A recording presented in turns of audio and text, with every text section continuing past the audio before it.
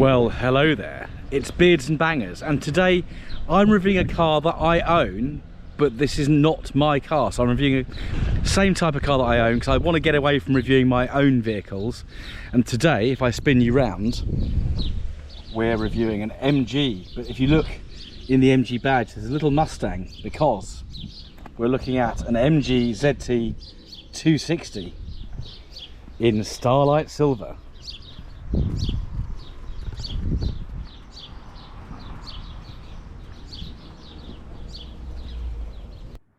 Welcome to Beards and Bangers. So if we think a little bit about the development story of the MG ZT and especially the ZT 260, we've got the Rover 75 that was produced from 1998, sold from 1999, and was a big success, particularly amongst older drivers. At that time, BMW Group owned Rover Group, but in 2000 BMW sold the Rover Group to the Phoenix Consortium for a nominal £10, and they went about semi-rescuing it but also semi-stripping the assets. So one of the first things they did was to launch the MGZ, so the ZR, ZS and ZT. So we're going to be looking at an MG ZT based on the Rover 75. Now at first they had two engine options on the ZT. You had the 1.8 naturally aspirated, three, and you had a V6 with two power bands. You had the 160 and the 180/190, depending on whether it's an automatic or a manual.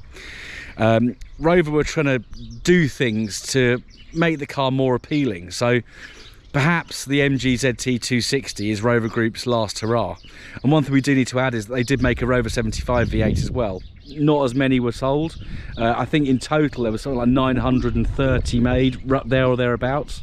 So they're quite a rare car. There's not many left on the roads, but the great thing is with them, there is so much club support, because there is a group called the 260s, and very helpful forums, etc, etc, to get information on. So this is a Mark 1, and we can tell that because we've got the quad headlights at the front. So we've got for me, the best face on an MG ZT. This one's got the additional Mustang ponies, which make it look really nice. So how did the MG ZT, which is a front-engined front-wheel drive car, become a front-engined rear-wheel drive car? Well, during the development of the Rover 75 chassis, Rover were just going to reskin the Rover 600, but BMW, who owned Rover at the time, did not want that to happen, so they insisted on a completely new chassis. And it just so happened that BMW insisted upon having a transmission tunnel, which you may think is a bit strange in a front-wheel drive car, but their notion was that it would add torsional stiffness to the body and make it a better car. So Rover, I don't think, had the rights to their own V8 engine anymore, because that had gone off to Ford with the sale of Land Rover to the Ford Group by BMW. So they had to source an engine, so they got an early 90s Mustang engine, and we shall appropriately have a look at that now. If I can find the little doobry for the bonnet. There we are.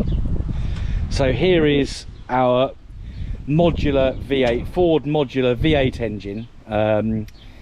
It's just a 2-valve per cylinder, eight cylinders, so it's a V8, putting out just shy of 260 brake horsepower. This one's got a few little extra bits on it. So we've got this induction kit, and that has been mapped in. So if you've seen my videos, I've got a cone in a slightly different place to this.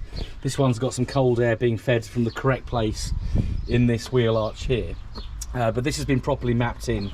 The car has, you know, gone on a map. So this one's putting out around 300 brake horsepower, and we'll actually have a little listen to it in a minute when we go out for a drive. But it sounds wonderful. But you can see, you know, you've seen plenty of my videos now, hopefully, or if you haven't, please check back and have a look.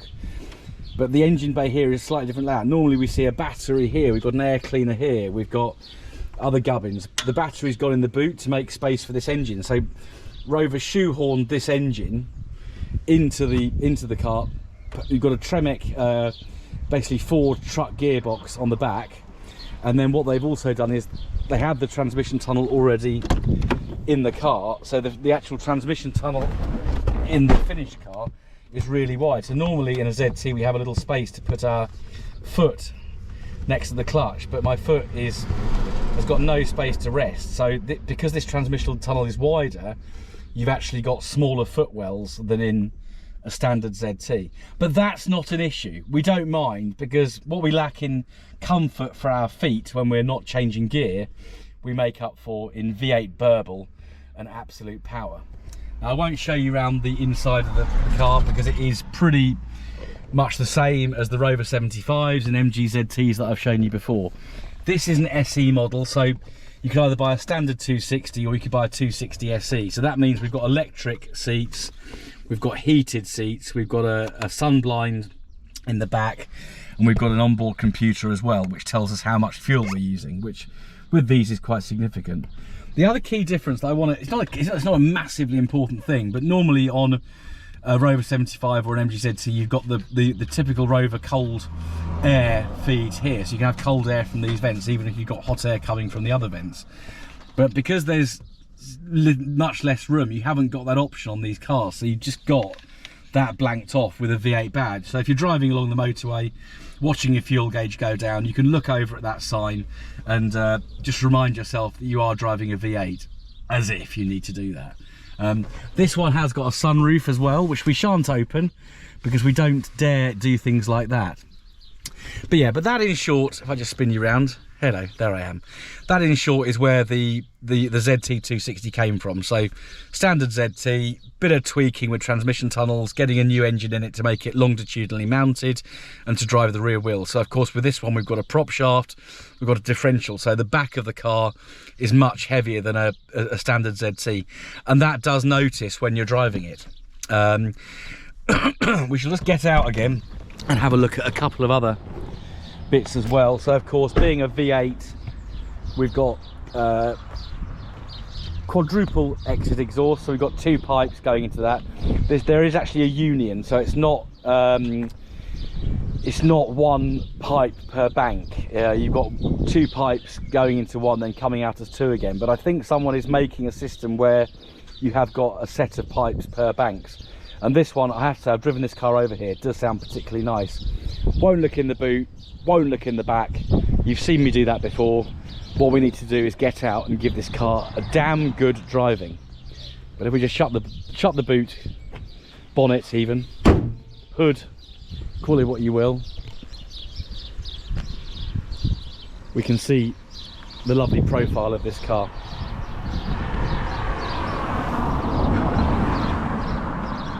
So normally I'd start this bit of the video driving, but because we're driving a magnificent V8 car, I want to hear it starting up, and we'll give it a bit of rev just so we can have the windows open and listen a bit to the engine. So let's fire it up. So you've got a lovely roar as it bursts into life, and an absolutely fantastic sounding engine. I'm not going to sit here doing that all day because I don't want to waste Dan's petrol, but what we'll do is we'll take it for a spin round the lanes. We'll have a bit of a chat about how it feels, and this is good for me because my MG ZT260 is still not running right. It's not running at all because it's got no clutch. But I want to get a feel for what these cars should feel like, and then I know when mine's running better. But let's have a little drive.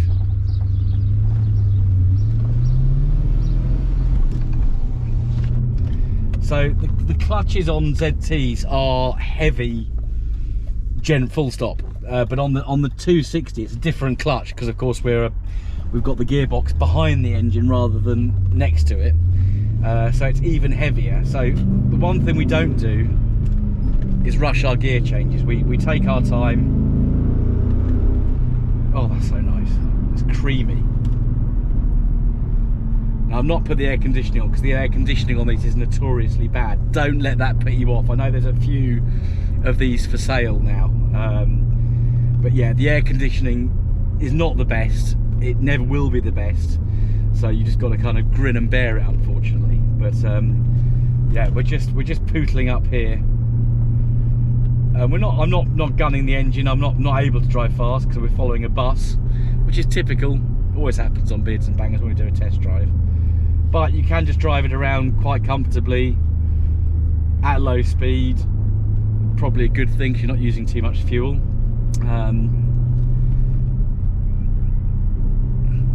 But hopefully in a minute we'll be able to open this car up and really see how it goes. But yeah, it's obviously rear wheel drive, so this one I don't think has got traction control, so you've got to be a little bit careful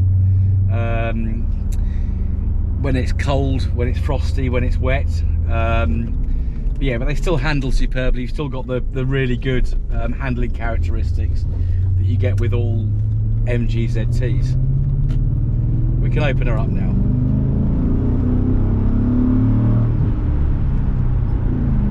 So that's really smooth. That power is going down beautifully. It's like not good brakes. Got bigger, beefier brakes on these. But yeah, it's handling beautifully around these corners. And it just sounds lovely. Mine would be labouring to do this.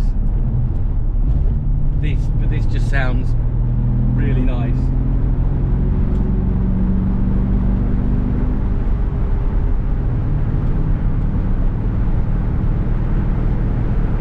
Oh yes, we do like a V8.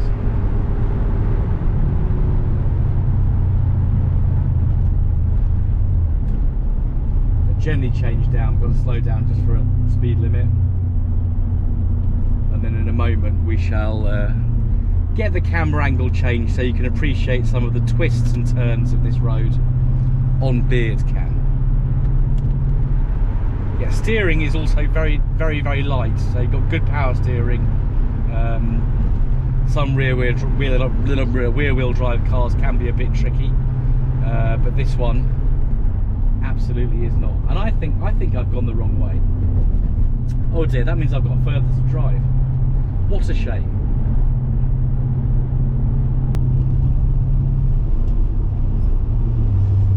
Come through an urban bit, and it's no bother just driving round there. You do get a few glances because we've got a BURBLY V8, and it's, you know, modern V8s are, you know, quite quiet really in comparison, whereas this is a little bit rough around the edges, but we like that.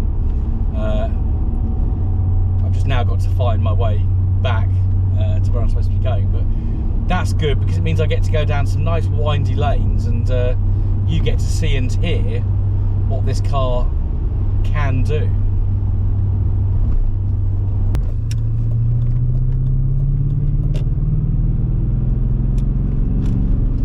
Right, here we go, we've got a delimit, so we'll just hang back for a little minute, and then we shall give it some beans.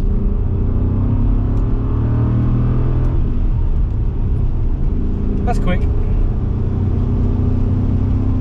So the quoted 0 to 60 time on a factory model was 5.9 seconds. I suspect this one, putting out 300 brake horse, is probably a little bit quicker. I was doing 60 then. Okay, I wasn't on a standing start, but yeah, that was effortless. And I didn't feel it.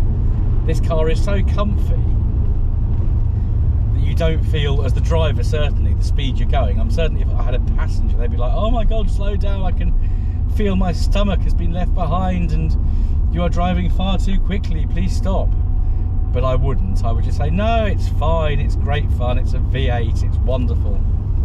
I really am lost. I'm going to have to get a sat-nav out in a minute and try and find my little way home. But what a car to get lost in.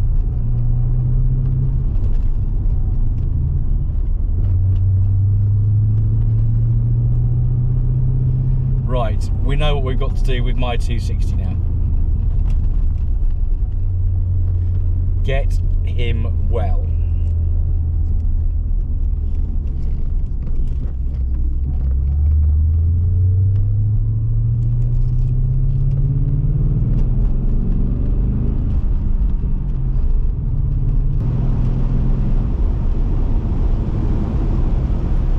So we're now back in the village of Rick Astley, and I can actually now take the correct turn. Good afternoon, Mr. Magpie. Oh, we're here. Right.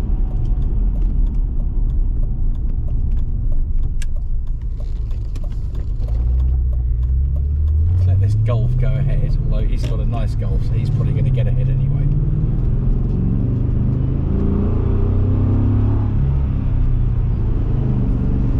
It's quite addictive in one of these. You're burning a lot of fuel when you're doing that, but it's not a bad way to spend money if you're me. Oh, come on, Mr. Golf, what are you doing? You're twitching around like a freshly executed chicken.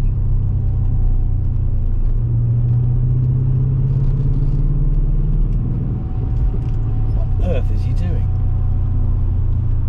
Distracting from my test drive of this lovely MG ZT260. I'm going to hang back for a minute.